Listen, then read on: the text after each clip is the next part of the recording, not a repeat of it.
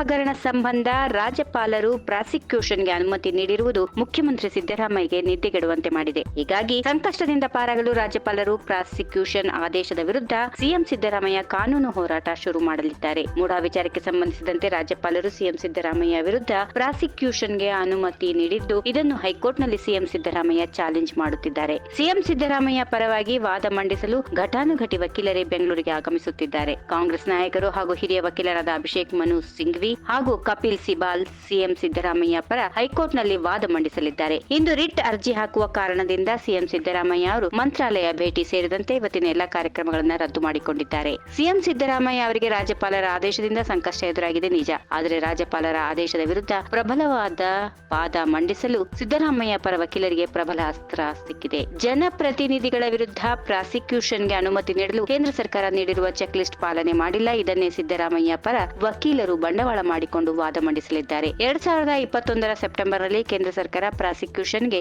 ಅನುಮತಿ ನೀಡುವುದಕ್ಕಾಗಿ ಒಂದು check list ನೀಡಿದೆ. ಅದರ ಪ್ರಕಾರ ಜನಪ್ರತಿನಿಧಿಗಳ ವಿರುದ್ಧ ಡಿಜಿ, ಐಜಿಪಿ ಮಟ್ಟದ ಅಧಿಕಾರಿಗಳು ಪ್ರಾಸಿಕ್ಯೂಷನ್ಗೆ ಅನುಮತಿ ಕೇಳಬೇಕು. ಅದಕ್ಕೆ ತನಿಖಾ ವರದಿ ಇರಬೇಕು. ಆದ್ರೆ ಸಿಎಂ ಸಿದ್ದರಾಮಯ್ಯ ವಿರುದ್ಧ ಯಾವುದೇ ತನಿಖಾ ವರದಿ ಇಲ್ಲ.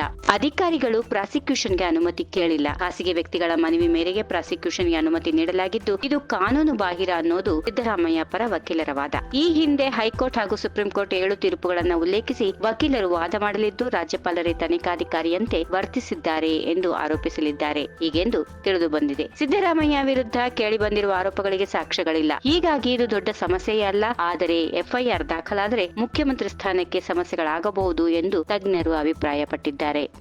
ಈ ವಿಡಿಯೋ ನಿಮಗೆ ಇಷ್ಟವಾದಲ್ಲಿ ಲೈಕ್ ಮಾಡಿ, ಶೇರ್ ಮಾಡಿ, ಸಬ್ಸ್ಕ್ರೈಬ್ ಮಾಡಿ.